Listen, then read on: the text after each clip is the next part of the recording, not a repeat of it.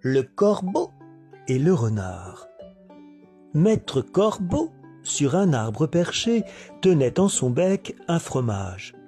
Maître Renard, par l'odeur alléchée, lui tint à peu près ce langage. « Eh, bonjour, monsieur du Corbeau, que vous êtes joli, que vous me semblez beau. Sans mentir, si votre ramage se rapporte à votre plumage, vous êtes le phénix des hôtes de ces bois. » À ces mots, le corbeau ne se sent pas de joie, et pour montrer sa belle voix, il ouvre un large bec, laisse tomber sa proie. Le renard s'en saisit et dit « Mon bon monsieur, apprenez que tout flatteur vit aux dépens de celui qui l'écoute. Cette leçon vaut bien un fromage sans doute. » Le corbeau, honteux et confus, jura mais un peu tard qu'on ne l'y prendrait plus. La Fontaine. La cigale et la fourmi. La cigale, ayant chanté tout l'été, se trouva fort dépourvue quand la bise fut venue. Pas un seul petit morceau de mouche ou de vermisseau. Elle alla crier famine chez la fourmi, sa voisine, la priant de lui prêter quelques grains pour subsister jusqu'à la saison nouvelle. « Je vous paierai, lui dit-elle, avant l'août, foi d'animal, intérêt est principal. » La fourmi n'est pas prêteuse, c'est là son moindre défaut. « Que faisiez-vous au temps chaud ?» dit-elle à cette emprunteuse. « Nuit et jour, à tout venant, je chantais, ne vous déplaise. »« Vous chantiez ? J'en suis fort aise. »« Eh bien, dansez maintenant. » Jean de La Fontaine.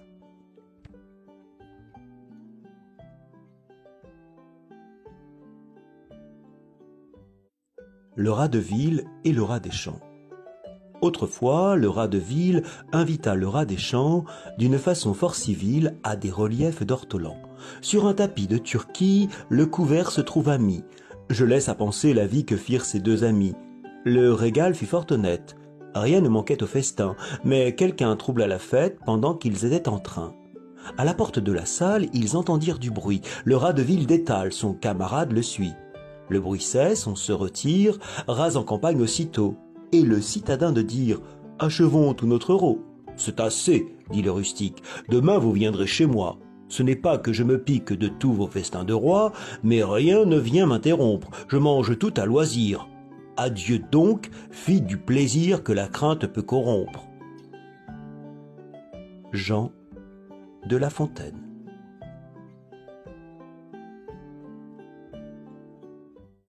La grenouille qui se veut faire aussi grosse que le bœuf. Une grenouille vit un bœuf qui lui sembla de belle taille. Elle, qui n'était pas grosse en tout comme un œuf, envieuse s'étend et s'enfle et se travaille pour égaler l'animal en grosseur, disant « Regardez bien, ma sœur, est-ce assez, dites-moi, n'y suis-je point encore ?»« Nenni. »« M'y voici donc ?»« Point du tout. »« M'y voilà ?»« Vous n'en approchez point. » La chétive pécore s'enfla si bien qu'elle creva. Tout le monde est plein de gens qui ne sont pas plus sages.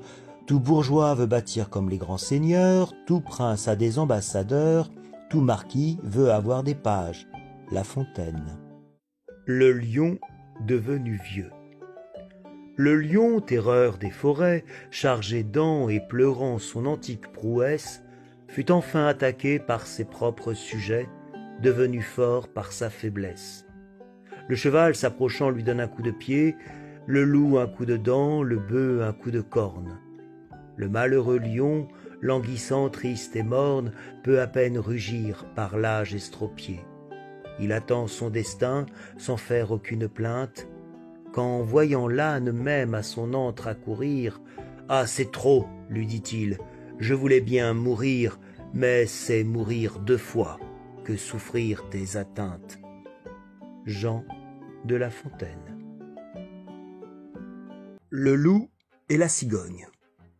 Les loups mangent gloutonnement. Un loup, donc, étant de frérie, se pressa, dit-on, tellement qu'il en pensa perdre la vie. Un os lui demeura bien avant au gosier. De bonne heure pour ce loup, qui ne pouvait crier, près de là passe une cigogne. Il lui fait signe, elle accourt, voilà l'opératrice aussitôt en besogne. Elle retira l'os, puis pour un si bon tour, elle demanda son salaire. « Votre salaire, dit le loup, vous riez, ma bonne commère. Quoi, ce n'est pas encore beaucoup d'avoir de mon gosier retiré votre cou. Allez, vous êtes une ingrate, ne tombez jamais sous ma patte. » Jean de La Fontaine. Le cheval et l'âne. En ce monde il se faut l'un l'autre secourir. Si ton voisin vient à mourir, c'est sur toi que le fardeau tombe. Un âne accompagnait un cheval peu courtois, celui-ci ne portant que son simple harnois, et le pauvre baudet si chargé qu'il succombe. Il pria le cheval de l'aider quelque peu, autrement il mourrait devant qu'être à la ville. La prière, dit-il, n'en est pas un civil, moitié de ce fardeau ne vous sera que jeu. Le cheval refusa, fit une pétarade, tant qu'il vit sous le fait mourir son camarade, et reconnut qu'il avait tort. Du baudet, en cette aventure, on lui fit porter la voiture, et la peau par-dessus encore. Jean de La Fontaine. Le chien qui lâche sa proie pour l'ombre. Chacun se trompe ici-bas. On voit courir après l'ombre tant de fous qu'on ne sait pas la plupart du temps le nombre. Aux chiens dont parle Ésope, il faut les renvoyer. Ce chien, voyant sa proie en l'eau représentée, la quitta pour l'image et pensa se noyer. La rivière devint tout d'un coup agitée. À toute peine, il regagna les bords et n'eut ni l'ombre ni le corps. Jean de La Fontaine. La montagne qui accouche. Une montagne en mal d'enfant jetait une clameur si haute que chacun au bruit accourant crut qu'elle accoucherait sans faute d'une cité plus grosse que Paris. Elle accoucha d'une souris. Quand je songe à cette fable dont le récit est menteur et le sens est véritable, je me figure un auteur qui dit « Je chanterai la guerre que firent les titans au maître du tonnerre. » C'est promettre beaucoup. Mais que sort-il souvent? Du vent. Jean de La Fontaine. Le mulet se vantant de sa généalogie. Le mulet d'un prélat se piquait de noblesse et ne parlait incessamment que de sa mère la jument, dont il contait maintes prouesses. Elle avait fait ceci, puis avait été là. Son fils prétendait pour cela qu'on le dût mettre dans l'histoire. Il eût cru s'abaisser, servant un médecin. Étant devenu vieux, on le mit au moulin. Son père l'âne alors lui revint en mémoire. Quand le malheur ne serait bon qu'à mettre un sot à la raison, toujours serait-ce à juste cause qu'on le dit bon à quelque chose. Jean de La Fontaine. Le coq et la perle. Un jour, un coq détourna une perle qu'il donna au beau premier lapidaire. « Je la crois fine, dit-il, mais le moindre grain de mille serait bien mieux mon affaire. » Un ignorant hérita d'un manuscrit qu'il porta chez son voisin le libraire. « Je crois, dit-il, qu'il est bon, mais le moindre ducaton serait bien mieux mon affaire. » Jean de La Fontaine. Le renard ayant la queue coupée. Un vieux renard, mais des plus fins, grand croqueur de poulet, grand preneur de lapin, sentant son renard d'une lieue, fut enfin au piège attrapé. Par grand hasard en étant échappé, non pas franc, car pour gage il y laissa sa queue.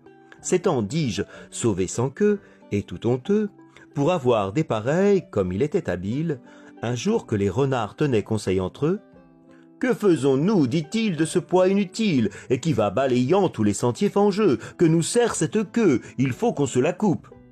Si l'on me croit, chacun s'y résoudra. » « Votre avis est fort bon, dit quelqu'un de la troupe, mais tournez-vous de grâce, et l'on vous répondra. » À ces mots, il se fit une telle huée que le pauvre écourté ne put être entendu. Prétendre ôter la queue eût été temps perdu. La mode en fut continuée. Jean de La Fontaine.